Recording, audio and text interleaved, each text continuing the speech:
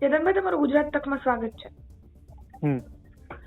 સૌથી પ્રથમ મારો સવાલ એ છે કે સમગ્ર રાજકોટમાં જે ઘટના બની, કોળી સમાજના પત્રકાર ઉપર જે 3rd ડિગ્રીનું ટોર્ચર કરવામાં આવ્યું ને એમાં વડગામના ધારાસભ્ય જિગ્નેશ મેવાણી છે તે ત્યાં પહોંચ્યા અને સમગ્ર ઘટના સાથે એમની સાથે વાત કરીને ત્યાંથી તેમની આખી વાત જિગ્નેશ મેવાણીને કહી. આ સમગ્ર બાબતે સૌપ્રથમ આપની પ્રથમ પ્રતિક્રિયા શું રહેશે? જે ચોક્કસ દિવસે ને દિવસે પોલીસ પ્રશાસનમાં એટલા બધા લોકો દ્વારા ટોચિંગ કરવામાં આવે છે, આપને તો એમ જ થાય કે રક્ષક જ તે ભક્ષક બનતા હોય ને આવું ચોક્કસ લાગે છે. માનનીય ગૃહમંત્રીના વિભાગમાં, પોલીસ વિભાગમાં લોકો દ્વારા જે ગરીબ લોકો છે, મધ્યમ વર્ગના લોકો છે, જે કાયદા જાણતા નથી, એવા લોકો ઉપર એટલા અત્યાચાર કરે છે જાણે દાનવનો રાક્ષસ કેમ હોય. તો ખરેખર આ બંધ થવું જોઈએ. પોલીસ ડિપાર્ટમેન્ટમાં જો ખરેખર આવા વ્યક્તિ હોય તો એને ડિસ્મિસ કરવા જોઈએ, જેને કારણે પોલીસ વિભાગ બદનામ ન થાય. ખરેખર પોલીસનું કામ છે લોકોનું રક્ષણ કરવું, અને લોકો સાથે ખોટું થયું હોય તો તેને ન્યાય અપાવવાનું કામ પોલીસ વિભાગનું છે. પણ જો આવી જ રીતે લોકોને ટોર્ચર કરે તો આ કેટલી હદે વ્યાજબી છે.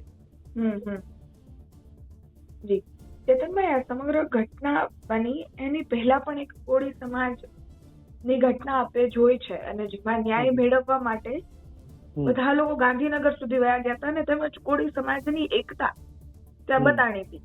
તો શું ફરી એકવાર આ યુવક છે ને ન્યાય અપાવડાવવા માટે કોળી સમાજ ભેગો થશે? જી ચોક્કસ. સમાજને જ્યાં જ્યાં જરૂર પડે ત્યાં હંમેશા સમાજ હંમેશા એક જ હતો, એક જ રહેશે. અને જ્યાં પણ જો અમને જાહેરાત કરવામાં આવશે કે જાહેરમાં કહેવામાં આવશે તો અમે સમાજના ત્યાંના આગેવાનો અને સંગઠિત લોકોને અમે વાતચીત કરીશું કે જ્યાં કઈ પણ જરૂર પડે ત્યાં અમને કહેજો. સમાજ હંમેશા સમાજના દરેક વ્યક્તિ સાથે છે. આવો હું દરેક આપના સોશિયલ મીડિયાના માધ્યમથી જણાવવા માંગુ છું. જી ચેતનભાઈ, હવે આ ઘટના બની ગઈ, પરંતુ તમે એક કોળી યુવાન તો છો જ, સાથે જ તમે એક એડવોકેટ પણ છો. તો કાયદાકીય રીતે સમજવા જઈએ તો આ મામલો શું કહે છે? કાયદો શું કહે છે આ મામલામાં? જી ચોક્કસ. પોલીસનું વિભાગનું કામ એવું હોય છે કે કોઈ પણ આરોપી હોય તો તેનું લાગતું હોય કે ગુનો કર્યો છે તો તેને અટકાયત કરવામાં આવે, પૂછપરછ કરવામાં આવે, અને પોલીસને એના વિરુદ્ધમાં કોઈ પણ જાતના ગુનાહિત પુરાવા મળે તો એના વિરુદ્ધમાં FIR કરવાની હોય છે, કોર્ટમાં તેને કસ્ટડી સોંપવાની હોય છે, અને આગળ આવી રીતે લીગલી કાર્યવાહી કરવાની હોય છે.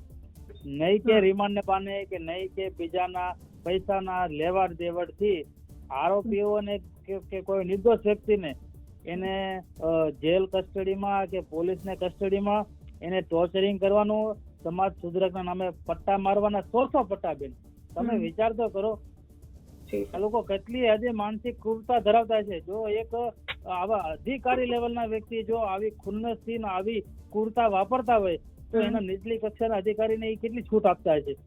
આ સમગ્ર મામલો છે એને વખોડી કાઢું છું. ખરેખર આમાં સંપૂર્ણ રીતે તપાસ થવી જોઈએ. માનનીય ગૃહમંત્રીને મારે ખાસ કહેવાનું કે આવા લોકોને ડિસમિસ કરવા જોઈએ, જેના કારણે ભવિષ્યમાં આવા કોઈ વ્યક્તિ ઉપર કોઈ અત્યાચાર ન થાય.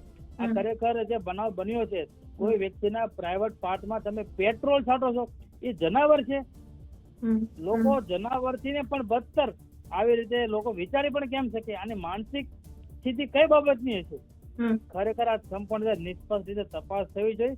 અને આમાં જે કઈ પણ આમાં જે આરોપીઓ છે એ અધિકારી હોય તો પણ બને, કોઈ પણ વ્યક્તિ હોય તેને ન્યાયપાલિકા સમક્ષ રજૂ કરવા જોઈએ અને એને કડકમાં કડક સજા અપાવવી જોઈએ. આવું મારું માંગ છે. જી ચેતનભાઈ, વડગામના ધારાસભ્ય જિગ્નેશ મેવાણી એમણે આવનારા સમયમાં જાહેરાત કરશે, મોટું સંમેલનની વાત કરી રહ્યા છે, આંદોલનની વાત કરી રહ્યા છે. તો શું કોળી સમાજ સહિત બધા તમે લોકો ત્યાં તેમને સહયોગ આપવા જશો? જી ચોક્કસ. અમારો સહયોગ સમાજના કોઈ પણ કાર્યક્રમમાં હોય ત્યાં હોય જ છે. પણ ખરેખર આવા આજે અમારા સમાજ ઉપર બન્યું છે, કાલે બીજા સમાજના પણ લોકો ઉપર બની શકે. તો જેને કારણે હું તો સમગ્ર સમાજને અપીલ કરું છું કે આવું કોઈ પણ જાતનો બનાવ બને તો કોઈ પણ જાતનું આંદોલન કે કોઈ સભા હોય તેમાં ખાસ જોડાવવું, જેથી કરીને આવા કોઈ ગુનેગારો ઉત્પન્ન થાય નહીં અને રાજ્યમાં શાંતિ અને પ્રશાસન જળવાઈ રહે, એવી મારી માંગ છે. જી ચેતનભાઈ, સમગ્ર ઘટનાને લઈ તમે અમારી સાથે વાત કરી અને તેમજ કાયદો શું કહે છે આ ઘટનામાં તે એમને સમજાવ્યું, મારા દર્શકોને સમજાવ્યું, તે બદલ આપનો ખૂબ ખૂબ આભાર છે. Thank you.